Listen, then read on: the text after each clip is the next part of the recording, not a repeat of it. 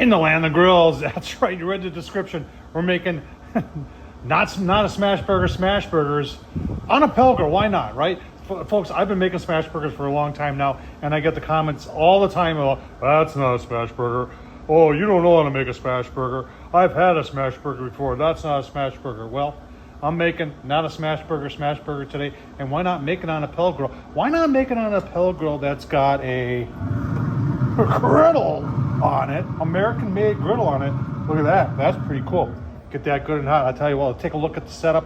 I'm going to show you how I'm going to make not a smash burger on a Pellet grill. Let's get going. All right, quick look at the setup. How I do this is I take the drip tray out, and I take the flame tamer out, put the griddle back on, and then the griddle, and the griddle is from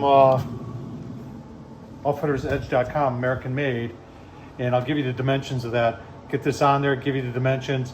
If you've got a Pellet grill, if you've got the 700 series from zgrills, and a lot of other Pellet grills are the same size too. I'll give that to you. This option will work. Smoke starting to roll. So this griddle, you can see the thickness of steel, almost 3/8, is, you can call it 17 by, and the length is 26. So if you've got that on the inside of your Pellet grill, the 700 series is 19.5 by 27.5. This fits in there really, really nice. And what's nice about using your Pellet grill as a griddle is, like today, it's windy out. So a lot of the other, like my Blackstone and all that, they struggle a little bit in the wind. Whereas on a windy day like this, all you do is do this, and it gets good and hot. Get this fired up, preheated. I'm gonna put it on high, let it go for about 10 minutes, show you what I get on there. And let's take a look on how we make those non-smash burger smash burgers. All right, so let's make not a smash burger. I've got a little over 1 pound, and I'm not even using 80/20. This is 73/27. I at the grocery store today. Got them in the 3 balls, a little over 1/3 pound a piece. And I like to put all my seasoning and my onion and everything on the inside. So I've got this minced chopped onion. I really like this. And then some of my buddy Darren's all-purpose black garlic seasoning. It's got salt flakes in it, very good on the inside. And then, yeah, I know. Well, you know what? If you're gonna get people all riled up that you're making not a smash burger, I'll also put some A1 sauce in there too while we're at it. Made in 3 nice balls. Once that griddle gets up to temp, we're gonna smash them. Non-smash burgers. Let's get going. All right, 15 minutes later, got set at high. You can see we're 435 on the PID from zgrills. Let's just see what the thermal says.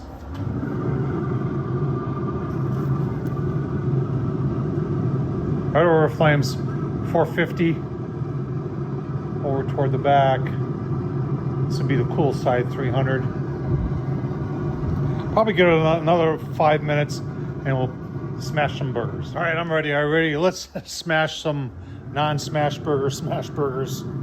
We've got our smash burger, non-smash burger, and we're just gonna put it right here.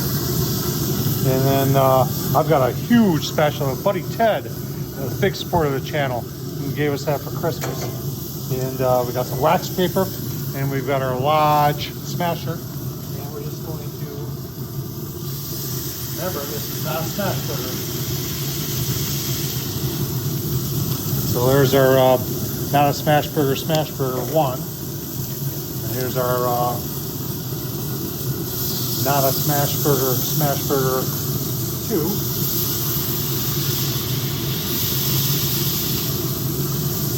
This looks like I know what I'm doing. And then here's number 3. Remember, these aren't smash burgers.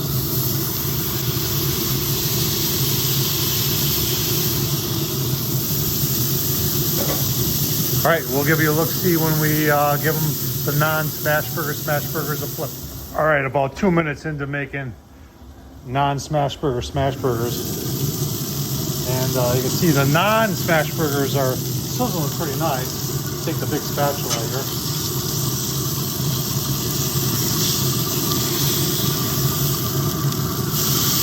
Oh, look at that. This one's coming apart a little bit. That's how you can tell it's a non-smash burger.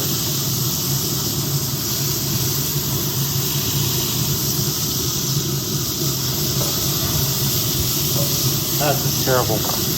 All right, keep on going with our non-smash burger, smash burger. All right, so when you're not making a smash burger, it's okay to move them around. And I had a lot of grease sitting on this side. Obviously, when you got meat that's 73.27, you're gonna have that. And that's all over there, which is okay. And we're just getting kind of ready here to take them off. That one back there is pretty much falling apart. These two look very, very edible, considering that they're not smash burgers. So we're just gonna give them about 2 more minutes and give you. So here's a fun thing to try. Take your buns, put them in the grease. Oh man, let them cook like that. Very nice. Like 30 seconds. Look at that. Now we put it on kind of the drier side, and then I'll put this back. This one, the grease one. Yeah, that one too. You gotta get some grease in there and let it cook in the grease. That's your. I mean, when you're making a non-smash burger, that's all you should see. That's not soft.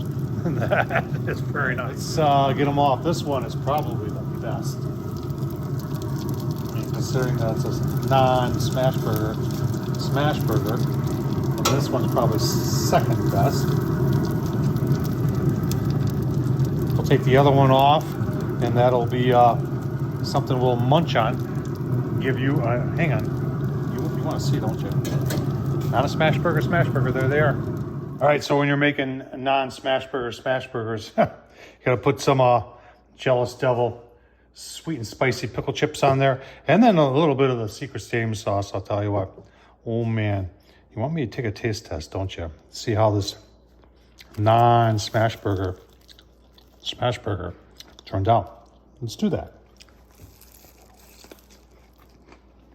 All right, you non-smash burgers lovers. Here you go. This non-smash burger, smash burger. Oh my gosh.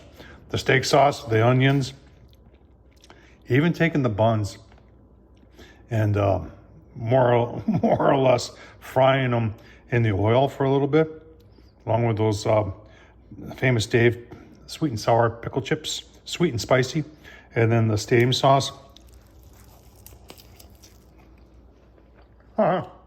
So that's absolutely awesome. Just showed you how to make a non-smash burger, smash burger. Tom Horsman YouTube, thumbs up, leave a comment.